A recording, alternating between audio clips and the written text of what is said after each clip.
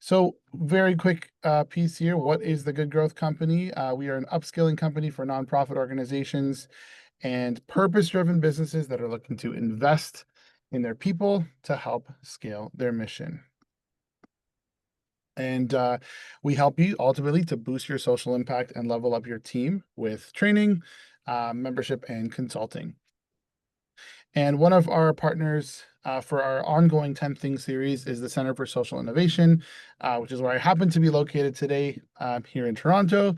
And they're a great partner for us. We're happy to be part of the community. So with that being said, I will get right into our Q&A session, our conversation with Onome. And we're going to talk today, of course, about a whole range of topics, all about leading with authenticity, global vision, and purpose-driven strategy. We have quite a few questions that were also submitted, so we'll be sure to get to those as well. First things first, I'm going to turn it over to our wonderful guest to get a little bit of an introduction, so you could introduce yourself to everyone.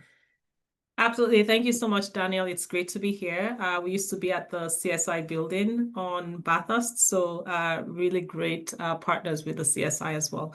Well, my name is Onome Ako, and I am a human. I will say I describe myself as a human that is deeply, deeply concerned about the state of the world and committed to being part of the solutions. And that was really what triggered from an early age, my engagement with the social impact sector, with the not-for-profit sector, international development space, whatever you want to call it, right? And so I've worked in a range of organizations from World Vision to AMREF Health Africa, and currently I am the CEO of Action Against Hunger, which is a global humanitarian organization that fights hunger, malnutrition, and food security in about 55 countries, including working here in Canada.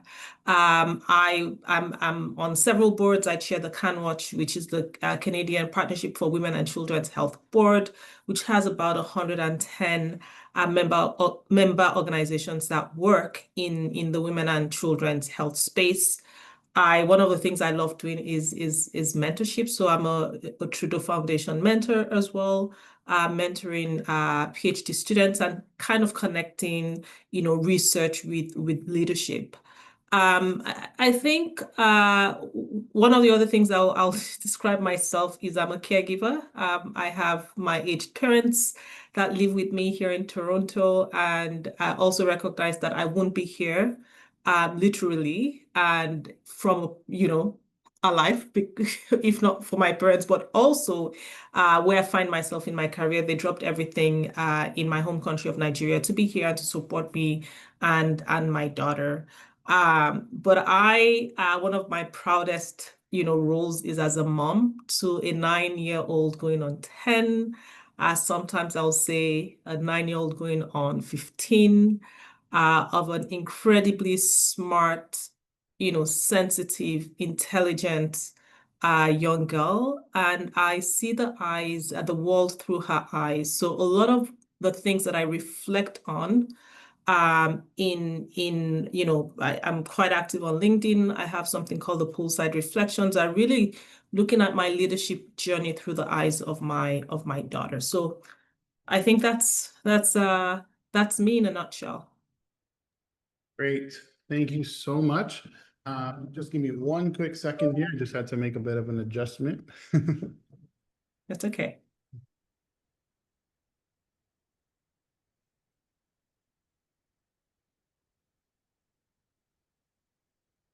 Okay, perfect. So we will jump into a few questions that I have for you, and then we'll get into some of the questions that were submitted by our audience.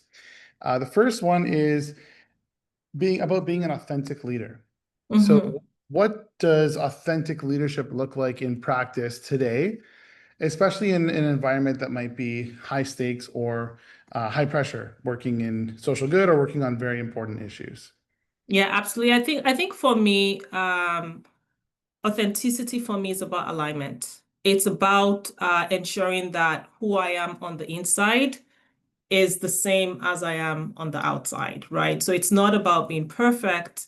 But it's about being persistent to your values, to my values, even when I find that it's quite uncomfortable. And I'll say that being authentic doesn't come as easy to a lot of people, even to a lot of leaders, because it's very easy, depending on who you're with and where you are, to begin to code switch, right? So there's a lot of work that has to go in terms of, at least personally, checking myself and questioning the version of me that is showing up in spaces that I occupy, and ensuring that it's consistent to my values.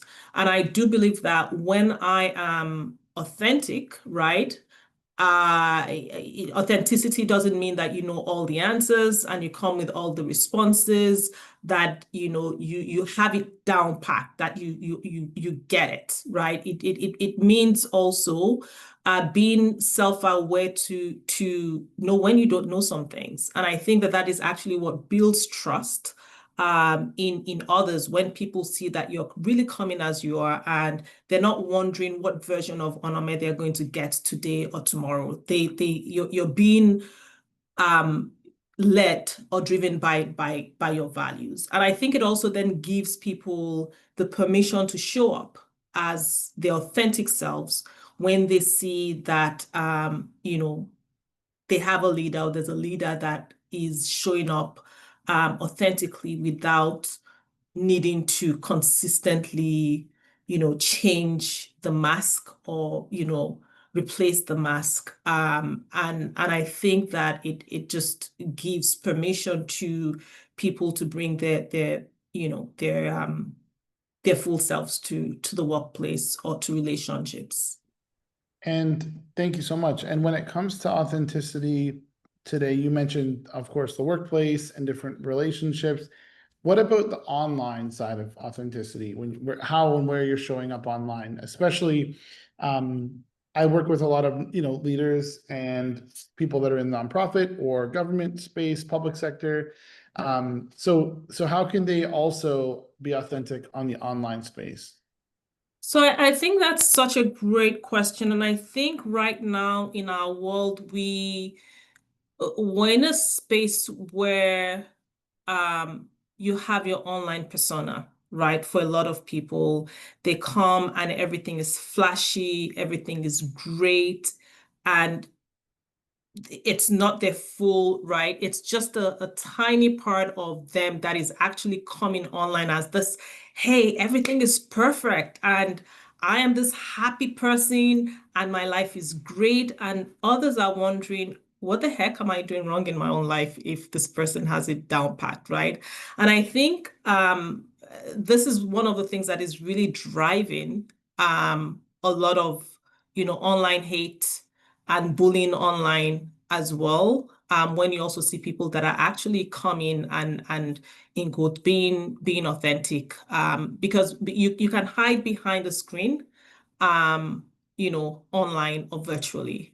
So I will say that it's the same principles that I would apply in my in person, that I'll apply online as well, to think about what are the values that are driving me to communicate the way I communicate, to engage with people, especially behind the screen when you're not seeing each other face to face. I think that that is even when it's most important to apply those values in the online space. Absolutely. Thank you so much for sharing. I know based on some of the workshops and training that we do at the Good Growth Company, there's also a lot of, hesitancy and fear to become more active online. But if you do kind of what you said, which is kind of really be rooted in your values, I think that it's not going to matter the platform. On that note, we had a question submitted by someone in our audience, which said, and this individual says that they're 71 years old and they're leading a team of people that are half their age. How can they be authentic and relevant at the same time? So I saw the question and I loved it. Loved that question. And allow me to switch into, my local dialect, and I'll translate exactly what I'm saying, right? So in my local dialect of Yoruba, it's a language in Nigeria.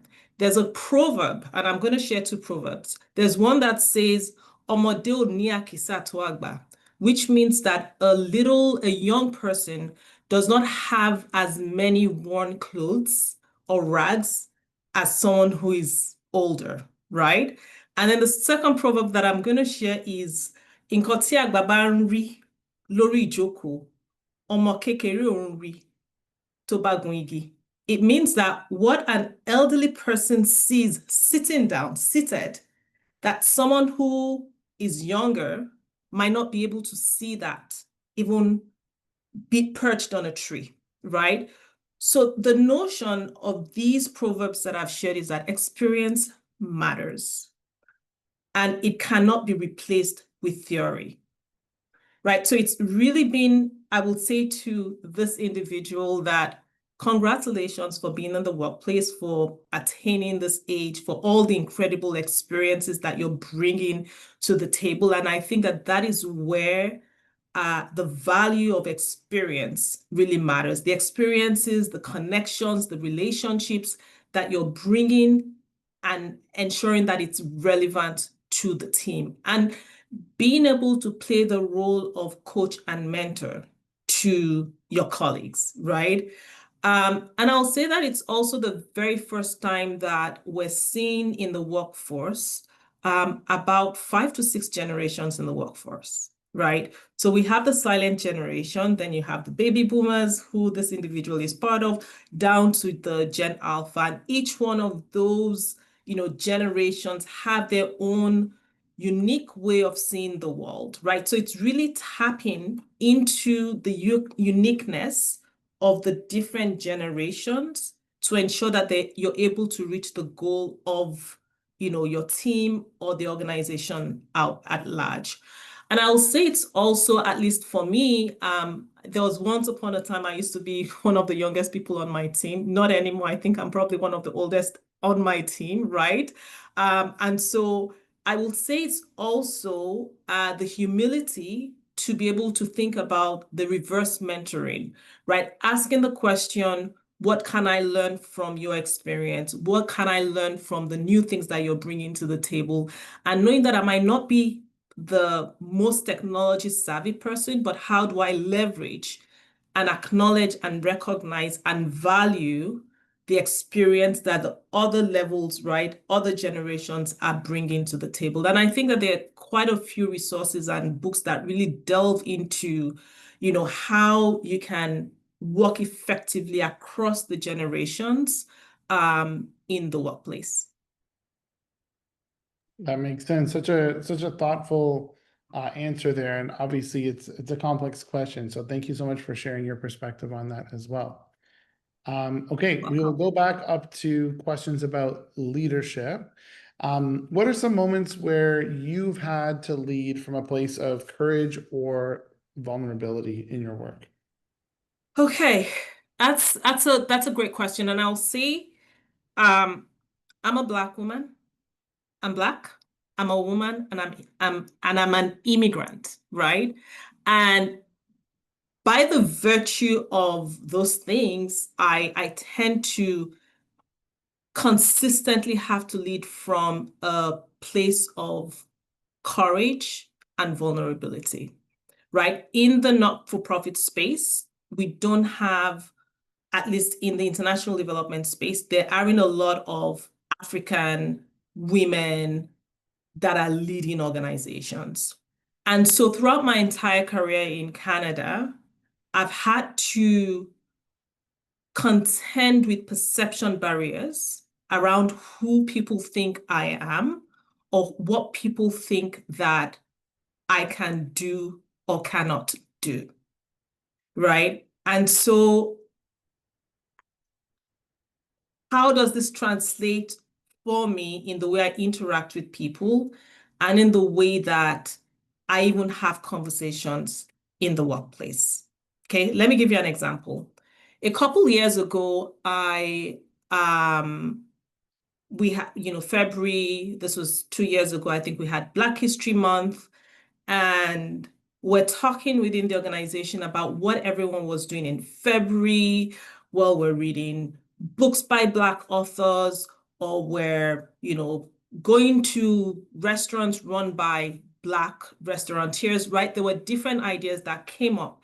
And as I sat and I listened to my team, my staff team, I felt that I was doing myself and them a little bit of a disservice because we're talking about this issue on a very high level that wasn't really digging into, you know, stepping up and leading from a place of vulnerability or courage as a leader, being a Black woman leader in the space.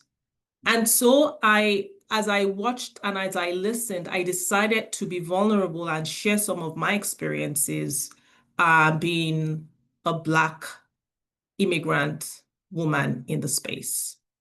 And my team members were very shocked at experiences that I had had about going into a space and being asked if, I was I was bartending, I was coming, I went into a conference and wanted to register, and someone asked, "Are you here for the bartending?" Right? And right after my colleague, who is a white male, walked in and he was asked, "Are you here for the event?" Right? I've been asked many times, "Well, you speak, good English, did you speak English growing up?" Right?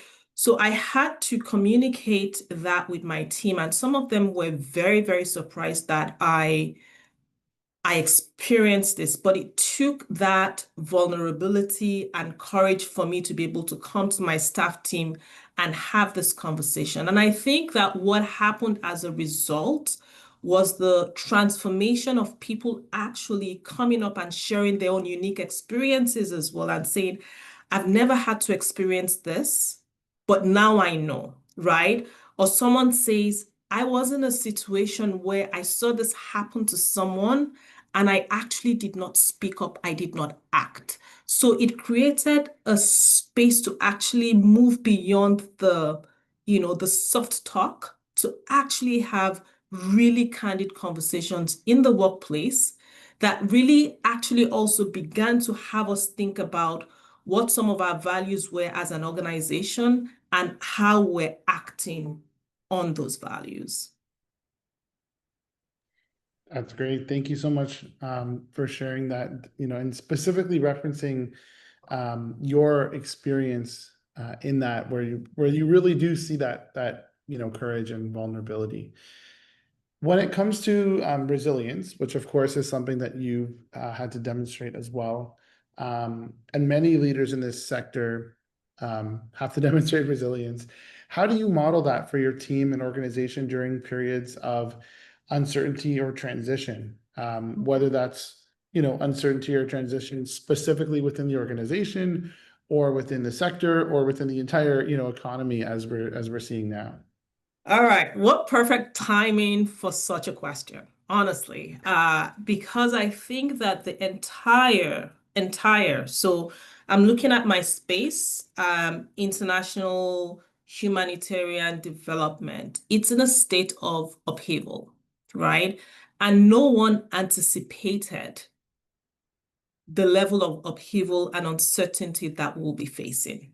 There's no room you walk in without this conversation around the uncertainty of the moment. So let me give it a little bit of context. So January, we had, the stop work orders that came from the Trump administration.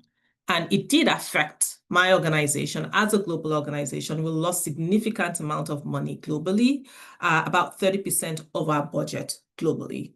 And a lot of organizations might not actually be able to come out of this.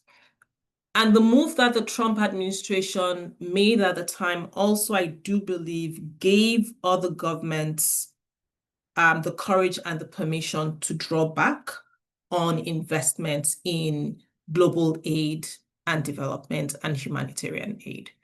So we're really seeing a shift in the space in the sector. Now, I will be remiss not to say that did we need some, rejig and rethink of the sector? Absolutely, I think yes, we did need it. But we've lost significant funding from USAID, and the actual infrastructure of most development aid is on that USAID investment. So I'll say that even the Canadian investment is at risk if you're looking at, you know, economic development program in Nigeria or in Cote d'Ivoire, what the staff and all of that is foundationally called BUSAID. So I'm saying all of this to set the context of the upheaval, of the uncertainty, of the transition of what we're calling the humanitarian reset, right? Where you're seeing the needs are growing significantly more, but the resources to actually respond to the needs are dwindling. And so how did I respond to this issue within my office in Canada? And so very quickly, just in terms of the Canadian space, we're also seeing a focus on tariffs, economic situation with the US. And, we really don't know where the Canadian government is going to be investing in international development. So I think that one of the first things that, I did as a leader within the organization was one to communicate. I think communication was so important with the team to say, hey, we don't know everything. This is what's coming down. And when we hear news, I will make sure that I'm communicating. I'm letting you know how it's affecting us from a staffing perspective, from a structural perspective, and from all of that. So I think it was really communicating that was extremely important. I think the second thing was really ensuring that with the team, we were instilling a sense of confidence that we are in this thing together, right? We are going to come through this together was very, very important. The third thing I'll say, and a word that I used a lot was focus, because there was a lot of noise and we had to cut through the noise and really focus on what the mission, vision of the organization was and how to rethink things. So again, it was that clarity in terms of we might not have all the answers, but we really need to be focusing on these 1, 2, 3 things at this point. So communication, focus, we're in this together. And I think the last thing for me will say that when you're having this upheavals and this periods of uncertainty, it's actually a good time to really recheck in, right, with your strategic plan to see, okay, is this still holding strong for us? And is this a time to actually refresh or rethink what our approach is and what our values are within the system? And I think we did that in the organization. And one of the things that we realized is that our strategic plan still held water. The values that we had as an organization also held water. That's great to know. And that's probably because you're so, strategic and very focused on your values. And I think what's important during these times of change is that the values don't change, right? The values and the vision stays the same. Perhaps some of how the operations happen may need to change. On a very related question that was submitted was, how can we stay rooted in purpose while navigating organizational change? And I think, as someone who's on the ground, they may not be able to step away. They may only be focusing on the purpose because they're executing. But on a higher level, I think from your perspective as a leader, how do you balance that, staying rooted in purpose while also navigating all these kind of top level changes that are happening or bigger picture changes? Yeah, so I think really understanding that when you're seeing some of these changes, that you're going to also have to adapt, right? You have to adapt, but what are you adapting to? We're not shifting away from the goals and the plans that we have as an organization. It might mean that we might have to scale down a little bit to then scale back up. But I think that the purpose remains and the vision, the mission of the organization remains at the core. The question is, what are the tactics that we're going to use to get there? And do they have to change? Do we have to scale some down? Do we have to engage in partnerships with others? So again, I think for me, that's the question that we need to continue to ask ourselves. What is the why of what we're doing as an organization? And I think that once it's clear, and that is why strategy is so important, and strategy that just doesn't sit on the shelf. Strategy that you're implementing, strategy that the team is very aware of, strategy that people are aware of the roles that they play. It's like being, singing from the same song sheet, and this is what role I play from a financial perspective, HR, or programs perspective, technical perspective. We all know the roles that we play, and we know when we have to, kind of scale up or scale down based on the changes that we're seeing within the space. Thank you so much. Now, I think we've obviously spoken about change, but a lot of that was based off of, external change and different factors that are happening in the world and in the ecosystem. What about when it comes to you as a leader or the organization that is going through a major transformation itself? That's kind of, they've decided to initiate that, whether as a board or as a leadership team. How can, nonprofit teams navigate processes like strategic planning without losing their team's engagement or morale along the way during these big processes? Got it. So that's a great question. Again, we are in the process of revising our strategic plan. And I think it's something that I can speak to because I've, led strategic planning processes. So what I think, as I've said already, I think that the strategic planning process is a really great opportunity for realignment within the organization and ensure that everyone, like I said, is singing from the same song sheet. We know who is doing what. It's an opportunity for people to be clear on roles, responsibilities, what they're doing, to rethink, are we on track, vision, mission, our commitments, and all of that, right? What's our collective role and what's the individual role? I think that staff team really need to see the value in this process, as well as the board members, right? Because the board ultimately will approve the strategic plan of the organization. But that's basically, the I'm a religious person, so if I use the word Bible, that's kind of, what that's the go-to, for me as a leader, is the strat plan. If I'm reporting to my board, I'm using the strat plan. However, that whole strategic planning process could be very time consuming, could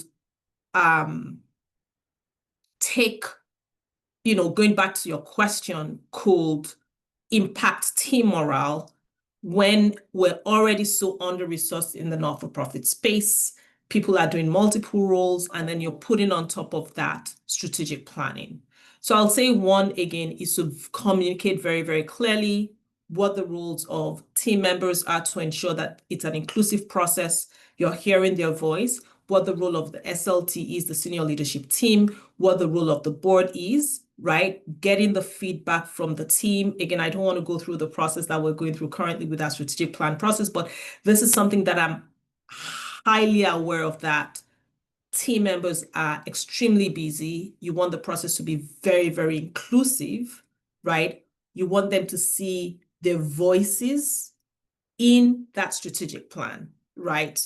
Nothing for us without us, right? So they need, because they're the ones going to be operationalizing and implementing the strategic plan ultimately.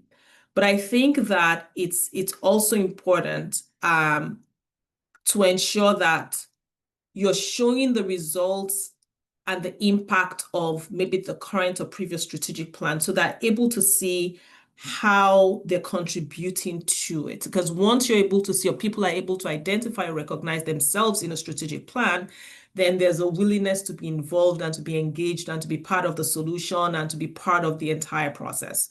Without that connection to it, if it's just this thing that the leadership team is doing on one side, and then, hey, by the way, we have this glossy material and document for us, it has to be a live document. We have to be shifting as the context is shifting. Like I said, does it still hold, right, in terms of our commitments when you're looking at the shift and the changes. So I will say the engagement piece is extremely important to ensure that, you're getting the engagement, but you're also getting the morale by sharing milestones and sharing. Once I report to my board, I come back to my team to say, hey, this is what I reported to the board so that we're all in tandem. Great, thank you. And just to, as a quick reminder to anyone who joined late or anyone who missed the introduction, or just wanted to mention that if you have additional questions, you're more than welcome to add them in the chat. Thanks also, for those who have shared their thoughts or their commentary. We appreciate that as well as part of the discussion. We're happy to keep it interactive as well. We're going to switch gears and talk about things from a global perspective, because you've led programs and partnerships across more than 20 countries. Share with us, what are some lessons that you've learned, some global lessons that have shaped your approach to leadership? Um, so a couple of things. I So I want to say that the fundamentals, right, of my leadership and my values primarily come from my upbringing, from my parents. My dad was a professor and academic, and I saw him from a very young age navigate some really complex terrain, right, with integrity, with transparency. My mom was the crazy risk taker. I think she will fit right into the CSI crowd very nicely. She took risks. She was a, serial entrepreneur. Um, Made, lots of mistakes, just in terms of the businesses that she I won't say dabbled into, but that she went into, but a lot of success as well. But she did that with a level of consistency and a lot of care for people. And I watched my mom, especially the way she treated and engaged with people that worked with her or worked for her, with a lot of respect, with a lot of empathy, with a lot of kindness, with a lot of care. My parents live with me now. They've lived with me for almost 10 years. And twice a day in our home in Southwest Nigeria, they provide drinking water to the community where I grew up, and they're not physically there, right? Twice a day, there's a tap outside of our fence, and the community comes in the morning at 6 a.m. to get water, and they come at 6 p.m. in the evening. Twice a day, they pump water. He sends money home to make sure that that is running. So that is the kind of upbringing that I had, and that is what really shaped my values as an individual, right? I went to boarding school at a young age. I was in boarding school by 10, 11. I learned respect, resilience, how to navigate a community of people with different personalities, perspectives, cultures, backgrounds, because it was a real mix of people. So why am I saying this? It's like the early formation is actually also as important as the later in life. So that early exposure to the structure, the independence, um, the way my parents brought me up also taught me how to lead in within an organization, leading systems, and also challenge those systems as well. And I'll say that I'm also aware that in countries that I visit, or I work in, so going to, I have to understand that it's a context that is different. My values remain the same. The context and how I show up is what is different. But what is important to me is really in any country that I go to and I work in, is really trying to put myself in and understanding the local context and the way of engagement. And I don't want to use the hierarchy, but the kind of what obtains in the country, and fit into that process while holding strong to my values, right?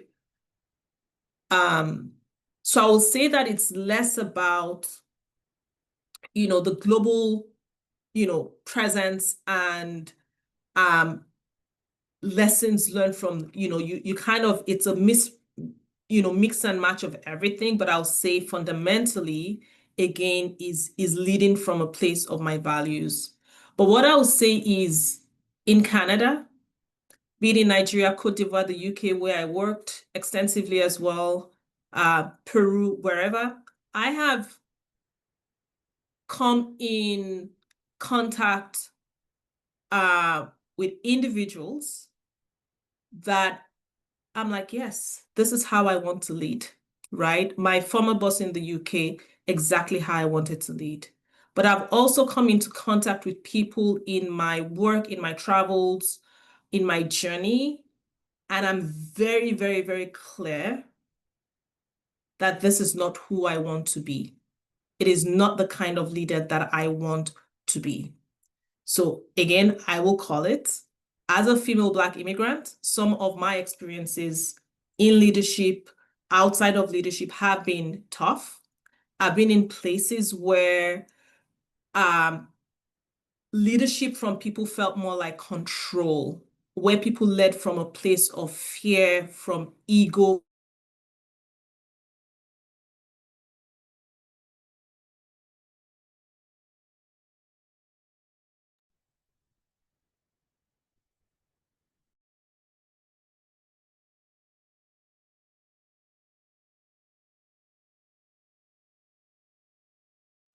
Oh, it looks like Onome froze for a second there. Not sure if she can hear us. Just give me 1 second. Um, Onome, are you there? We'll try. We'll just give her 1 second to try again. 1 second here, and we will continue on with our discussion as soon as she gets back. Thank you to everyone who is sticking around. We appreciate you. We have quite a few questions to get through if once she rejoins, assuming she'll be able to get back. We have some questions about social enterprise, about gender equality, about people working, in their early careers. So we'll just give it a second for her to rejoin. Thank you so much for being here.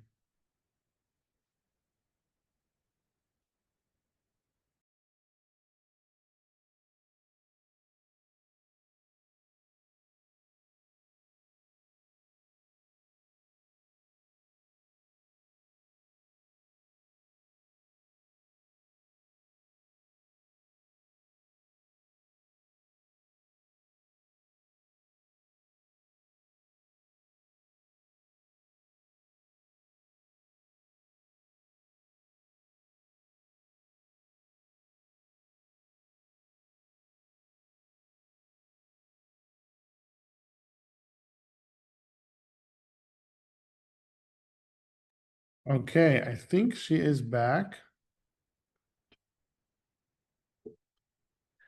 You're just muted. Anome, if you don't mind unmuting, we can. Yes. Amazing. Welcome back. Thank you. I'm not sure what happened there. Okay, you froze for a second, but that's all good. You were getting somewhere really interesting, which was great. But did you want to wrap that up, or should we move on to another question? Yeah, I'm not sure where people, heard. Sorry about that. I get tech issues get in the way, but I just, I think I really um experiences, wide from a leadership or, travels perspective, and it's really rooted in values. Again, coming back to the values and really also knowing who I don't want to be as a leader based on my experiences. Okay, perfect. So we'll go to a couple of the submitted questions that we have.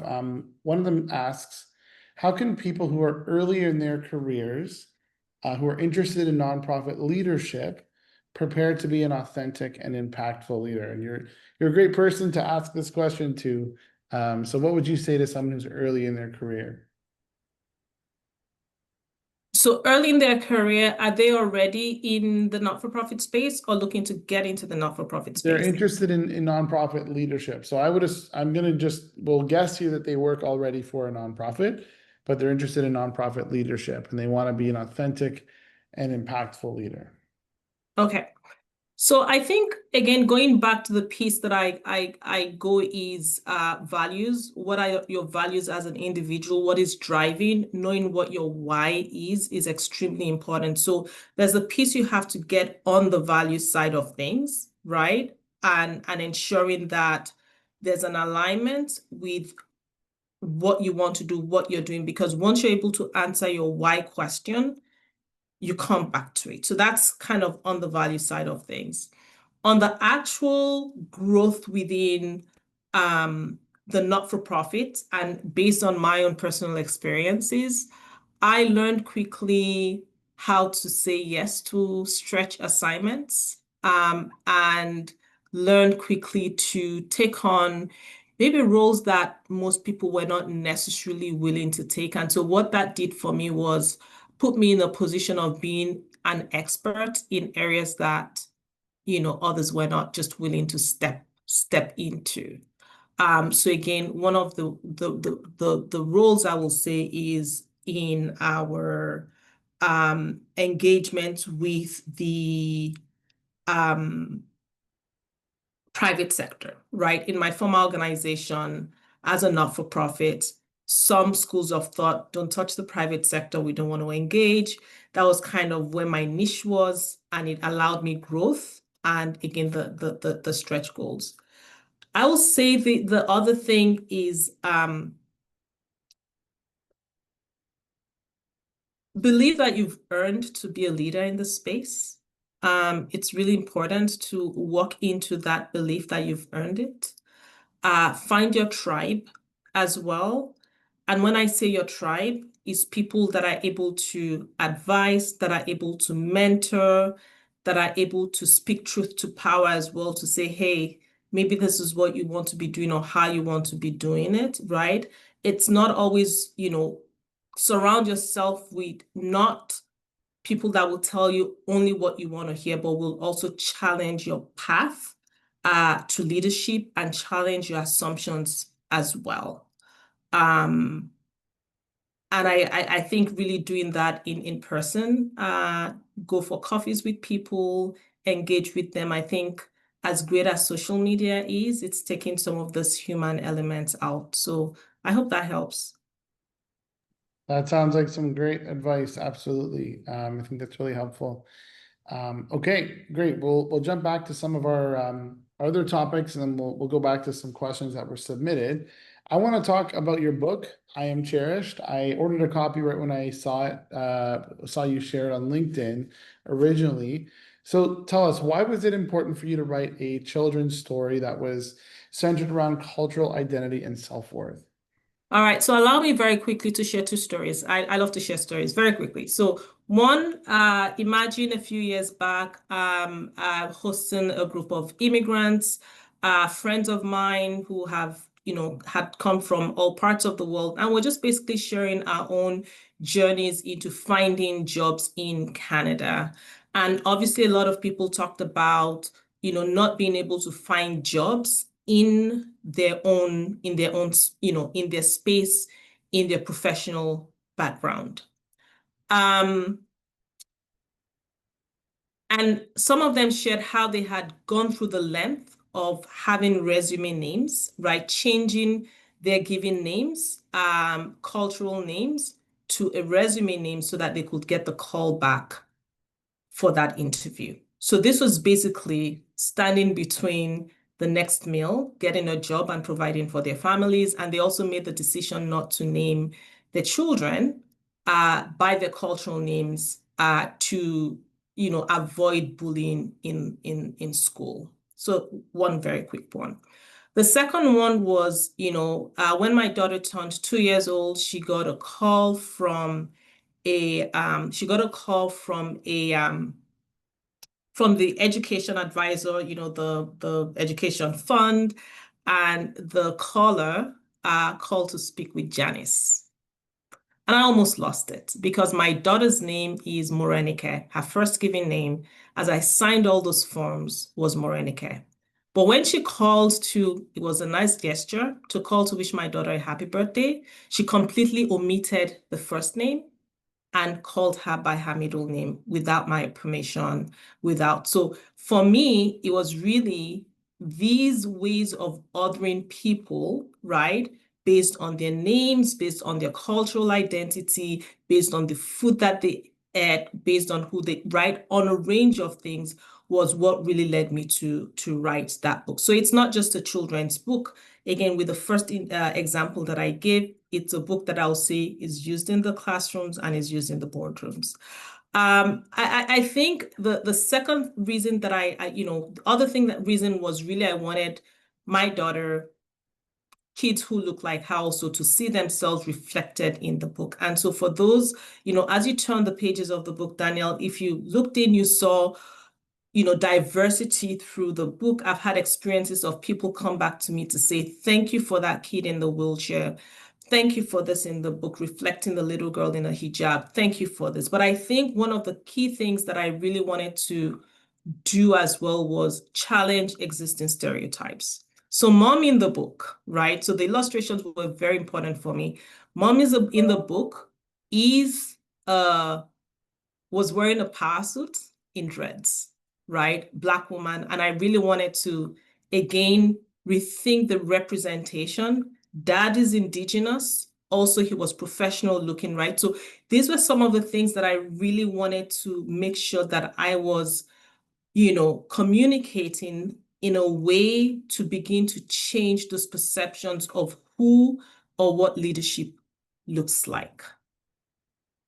Yes, and just to give people a little bit of a visual, I just pulled up a page here, so that you can see some of the individuals in there as well. Beautifully illustrated as well. Thank you. Yeah, you can see all the little dolls there on the table. Every detail kind of is truly representative of what you're trying to communicate. So thank you for sharing that. And in terms of storytelling, just because we are on that theme, what role do you think storytelling plays in your leadership at the organization? Of course, outside of your work as an author. Yeah, absolutely. So I think one of my roles and is as chief storyteller of the organization, is really being able to communicate the challenges, right, that we face. Over 600 million people are going to bed hungry every night. Food insecurity is growing here in Canada, growing around the world. Famine has been declared in Gaza. Food insecurity is growing in places like, Sudan, um, in Yemen, around the world, right? In very specific areas in DRC as well. So my role really is to be able to tell a compelling story and move people to action, right? So from my staff team to my board members to partners to donors to governments to politicians to Canadians, everyday Canadians, and to school children, right? So it's also really understanding my audience and being able to adapt, the language and the storytelling in a way that people feel connected and moved to take action, right? And really telling that story from that vantage point. I do think though that it's very, very difficult to separate my role as a CEO from my role as a mom, for example, right? And my role as an author, because I think again, all those things come together. Underpinning all those things are my values and my sense of why. And so I do think that storytelling has to come in a way that is compelling and people feel a connection to the person and to the purpose. Absolutely. So it's about finding stories that are relatable, Yeah, essentially, right? And absolutely. so you may have to find different versions of the story because one story is not going to just resonate with everyone, right? Absolutely. Makes sense. Okay, thank you for sharing. Obviously, I talk a lot about storytelling and also branding and brand strategy. And one of the questions that was submitted by our audience was, what tips do you have on increasing awareness of an organization after a rebrand? So they have a new expanded mission after going through a rebranding process. So what are your tips on increasing awareness of that organization? Speak to Daniel. That's true. That's definitely something Uh, they can do. Have you gone through well, that process that where there's been either a rebrand or yeah, a new mission or new messaging? yeah. No, that's a great question, and I think that that is one of the things that even as in my role as CEO of Action Against Hunger is one of the things that I'm trying to do. So it's Action Against Hunger ACF is not a well-known brand in Canada. Globally, we're a significantly known brand in France, in Spain, not as much in Canada. So I think as an organization, we're trying to really also go through the steps to really increase our brand. And I think that one of the first questions that we need to be asking, or you need to be asking, is who are you trying to reach? Right? Who is your audience? Where do you find your audience? What are the platforms your audience are? And I think I use the same thing even in thinking about my book is who is the audience for the book? Who is your audience for your organization? Where do you find them? What ticks, right, for them? And really trying to meet them where they are as well. If not, you're going to be, we again as a not-for-profit, we tend to be in a room and we understand our language, but again, are you able to translate, right, your language and your purpose and what you're doing in a way that resonates with the audience that you're trying to reach? Absolutely. That's really what branding is about, right? You're not just branding it for what you think looks good and what appeals to you, but it's really about reaching the right audience and having your brand do the work for you, right? Where you can attract people because the brand resonates with them. Thank you so much. So another question we received is that someone said that they spent many years in the nonprofit sector leading volunteer programs, and they recently launched their own purpose-driven business. They said that they're struggling to fully embrace the identity of an owner and to confidently communicate what they do and the mission behind their work when meeting new people. So in this case, we can adjust the question whether it's for a business or a nonprofit. What would you recommend for kind of shifting that mindset and speaking with clarity and confidence to help gain support for your cause or for your work? Yeah. So I think one of the things that I'll say is we are not the best storytellers for our products. That's kind of, what I, at least when I look at my experience personally with the book, for example, with I Am Cherished, I cringe to even talk about the success, right? Or I cringe to say, hey, it received this or it did this, right? I feel uh so you have to be your own best advocate as well and really being clear again about the brand, what you're trying to achieve. Again, going back to the brand piece that I talked about is who are you trying to reach? And maybe potentially also working with a professional to really help you um, uh, make your message very, very succinct so that you are able to communicate with whoever you are engaging with on meeting. And, someone who is able to really walk through the process to ensure that you're constantly um, you know, creating awareness about your product or your business. Absolutely. Makes sense. And that can change over time, right? As you continue to evolve. But many times we see that nonprofit organizations, whether it's the leader or whether it's the entire organization as a culture, you don't want to brag, but Yeah, we do need you to share the work that you're doing and share what makes you different, particularly, absolutely. right? Thank you so much. I think we have time for one more question. I'm going to let me decide on one here. Let's see here. Some of these you touched on already, which is great. Let's talk about it for, again, a lot of the people that tune in today work either as a leader or as a staff within a nonprofit. And so one of the questions that we wanted to ask was, what advice would you give to emerging nonprofit team members, especially women and people of color, who are stepping into leadership roles at this time, based on your experience or based on kind of where you think things are going in the future? Yeah, I think I spoke to this. So first, I'll say, repeat it. You earned it. Believe you earned it. Right. I think this was one of the things that I struggled with as I rose through my career was, we talk about imposter syndrome. Do I deserve to be here? If you're there, you deserve to be there and you earned it. So walk it, talk it, fake it if you have to fake it as well, but you earned it.